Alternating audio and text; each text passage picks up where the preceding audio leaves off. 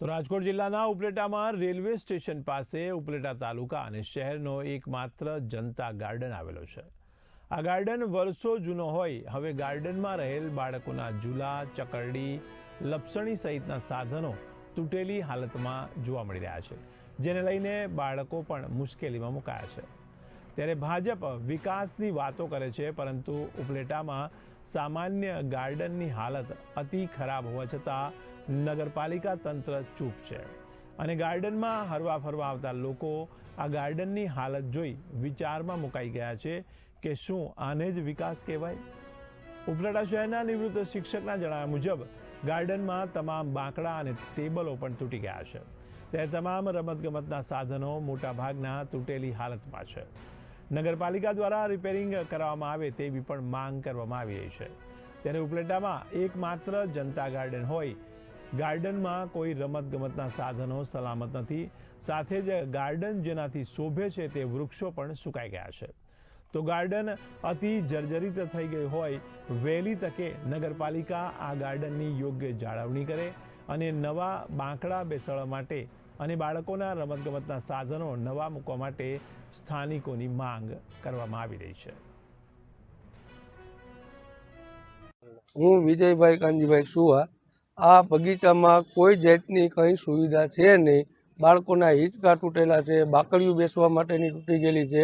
બીજો નંબરમાં કે જીમના સાધનો હતા એ પણ બધા તૂટી ગયેલા છે. અને આજે કેટલો ટાઈમ ત્યાં તો ઝાડવામાં પાણી પણ નથી પાયેલું. તો આ પાણી છે છતાં આ ઝાડવા સુકાઈ જાય છે. શા માટે સુકાઈ જાય છે? અત્યારે અધિકારીઓ શું કરે છે? નગરપાલિકાને આમાં ધ્યાન દોરવા માટે ખાસ અમારી નમ્ર વિનંતી છે. અને આ ગામનો આજે એક જ વ્યક્તિ, આ એક જ વસ્તુ છે એવી કે ગામમાં પબ્લિકને, મોટા ઉંમરનાઓને બેસવાનું અને અહીંયા આવવાનું સ્થળ છે. એ પણ જો બરબાદ થઈ જાય તો પબ્લિકને માટે શું રહે ઉપલેટામાં? ભગવાનજીભાઈ મારો નિવૃત્ત શિક્ષક. હાલના સમયની અંદર નિવૃત્તિ જીવન ગાળવા માટે દરરોજ બગીચાની અંદર મુલાકાતે અમે આવીએ છીએ, પરંતુ હાલની સંજોગો જોતા જે પેલા બગીચાની અંદર બાકડા નિયમિત સારા હતા, હાલ તમામ બાકડા તૂટી ગયેલા છે. તો અમારા જેવા કર્મચારીને બેસવું ક્યાં, એ પ્રશ્ન છે. અને એ પ્રશ્ન સોલ્વ કરવા માટે બગીચાની અંદર બાકડા અને ટેબલ મુકાવવાની ખાસ જરૂરિયાત છે. માટે નગરપાલિકાને વિનંતી છે કે આ બાકડા અને ટેબલ મુકાવે, જેથી કરીને માણસો સારી રીતે બગીચાનો ઉપયોગ કરી શકે. જે બાકડાઓ તૂટેલા છે, બાળકો માટે જે સાધનો છે તે હવે પછી બાળકો માટેના જે સાધનો છે રમતગમતના કે આનંદ મનોરંજનના, એ સાધનો પણ અત્યારે તૂટી ગયેલા માલુમ પડે છે. તો આ જે તૂટી ગયેલા ફર્નિચર છે, સાધનો છે, એની જગ્યાએ નગરપાલિકા નવા સાધનો મુકાવે, જેથી કરીને બાળકો પણ આનંદ અને મનોરંજન મેળવી શકે. સિનિયર સિટીઝન માટે કસરતોના જે છે, સિનિયર સિટીઝન માટે અમુક સાધનો વચમાં 2 વર્ષ પહેલાં મુકાવ્યા હતા. એ કસરત નગરના સાધનો પણ અત્યારે તૂટી ગયેલા જોવા મળે છે. તો આ સાધનો પણ ફરીથી મુકાવે એવી અમારી વિનંતી છે. મારું નામ સિંગરેસિયા જ્યોતિ જલ્પેશભાઈ છે. અમે અહીં ઉપલેટામાં રહીએ છીએ. અમે અમારા બાળકોને લઈને અવારનવાર આ બગીચામાં રમાડવા માટે લઈ આવીએ છીએ, પણ અહીં અમુક રમતો જેવી છે જે બાળકો સારી રીતે રમી શકે છે, અને અમુક રાઇડ્સો અને એની સાધન સામગ્રી તૂટેલી હાલતમાં છે, જેની રિપેરિંગ કરવાની અથવા તો નવી લગાવવાની જરૂરિયાત છે. તો અમારી નમ્ર વિનંતી છે કે એ બધી રાઇડ્સ કાં તો રિપેરિંગ કરી આપે અથવા તો નવી લગાડવામાં આવે, જેનાથી બાળકોને રમવા માટે અને એને કોઈ પણ જાતની તકલીફ ન થાય અને એ સારી રીતે રમી શકે. જે આપણે ઉપલેટા જનતા ગાર્ડન છે તેમાં બાળકો માટે ઝૂલવા માટે છે તે તૂટેલા છે, શું કહેશો? એ બાબતની અરજી મને કાલ મળેલી છે. મેં એન્જિનિયરશ્રીને આ બાબતની અરજી મોકલી આપેલી છે ને અત્યારે અંદાજો બનાવવાની કામગીરી ચાલુ છે.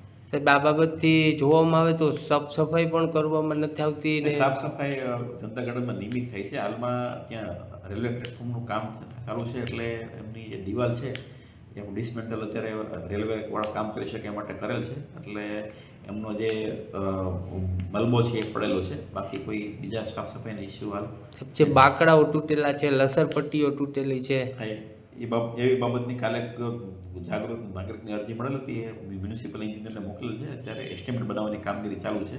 આ ઉપરાંત જનતા ગાર્ડનનું બ્યુટિફિકેશનનું કામ જે હતું એનું ટેન્ડર ઓપન થઈ ગયું છે, એજન્સી ફાઇનલ થઈ ગઈ છે.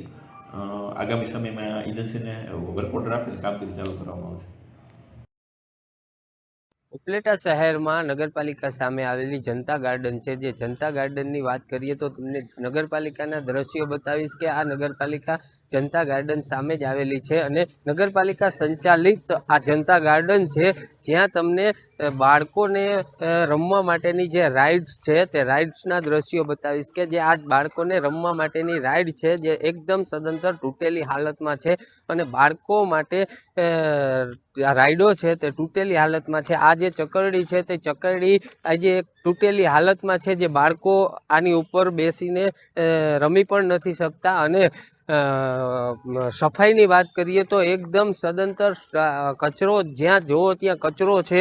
પાણીની તંગી અને અભાવને કારણે આજે જે વૃક્ષો છે તે વૃક્ષો આજે ઘણા સમયથી આ વૃક્ષને પાણી ન મળ્યું હોય અને વાત કરીએ કે બાળકોને રમવા માટેની રાઇડ્સની તો રાઇડ્સો એકદમ તૂટેલી છે, બાકડાઓ તૂટેલી હાલતમાં છે. જે સિનિયર સિટીઝનોને ચાલવા માટેના ટ્રેક કરેલા છે તે ટ્રેક ઉપર પણ ક્યાંક ને ક્યાંક કચરો છે, પાણી છે, એવી વસ્તુ આ બધી વસ્તુઓથી લોકો છે તે હેરાન પરેશાન છે અને બાળકો છે તે બાળકોને રમવા માટેની રાઇડ્સો એકદમ તૂટેલી છે. લોકોનો એક માંગ છે કે આ રાઇડ્સો બાળકો માટે તૈયાર કરી અને નવી નાખવામાં આવે કે જેને લઈ અને બાળકો છે તે રમી શકે. અમુક રાઇડ છે જે બાળકો રમી શકે છે, અમુક રાઇડ્સો એમનેમ તૂટેલી હાલતમાં પડી છે ને ખંડર જેવી હાલત આ બગીચાની છે, જેને લઈને લોકોમાં પણ એક રોષ જોવા મળ્યો છે. જગમાલ સુવા, બુલેટિન ઇન્ડિયા, ઉપલેટા.